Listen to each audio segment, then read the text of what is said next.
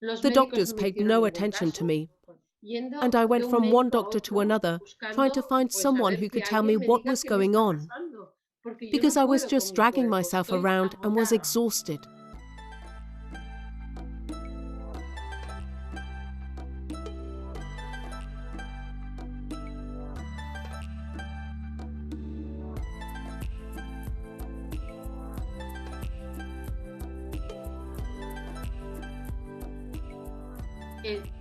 In 1997, I had an episode lasting about 2 to 3 weeks. It was horrible and painful.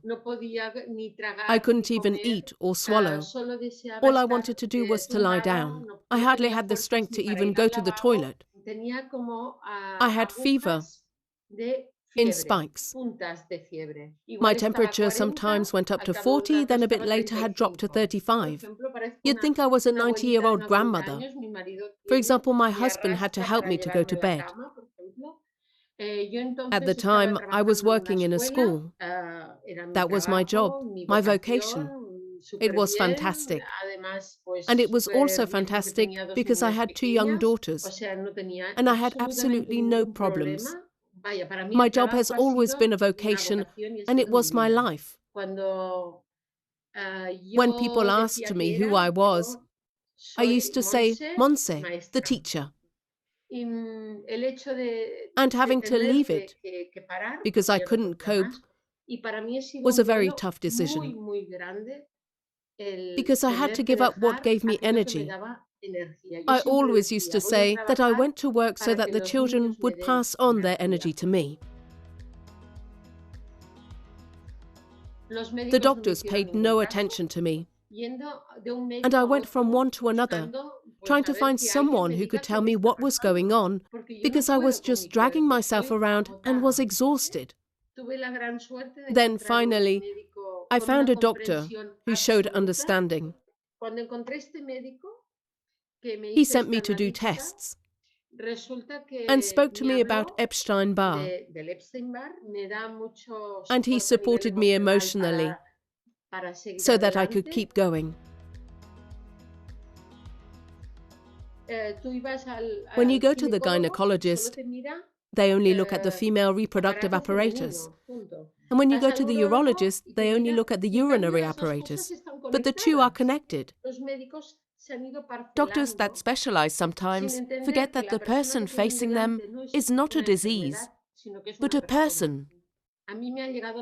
I was finally able to feel hope when I found a professional who said, let's try to understand your body and how it works.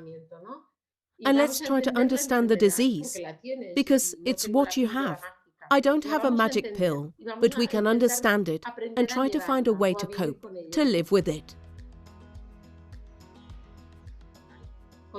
I continued working and continued doing things in the house, but social life came to a stop.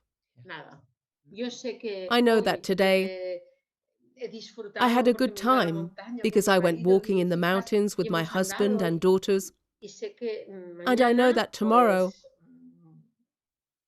I'll have to pay the price. At home with the family, conflicts began because it was at home that I used to explode emotionally. I did all sorts of tests, and they found problems with tumor factors. And I had operations on my bladder, thyroid, and reproductive apparatus. When they did the tests, they found I also had chronic active cytomegalovirus, apart from a very high reactivation of the Epstein-Barr virus. And when I told people at school, no one knew what I was talking about, and even wondered if it was a mental problem. Before the pandemic, people didn't know about viruses, but now at least they understand that viruses exist. People seem to think that a virus comes for just a short time, then goes after a week, 2 weeks, or perhaps a couple of months. No one wants to know about pain, or they're afraid of it. We don't know how to deal with a person who's in pain. It's difficult to understand a person who's suffering, especially if it's something that's not visible. I refuse to give up.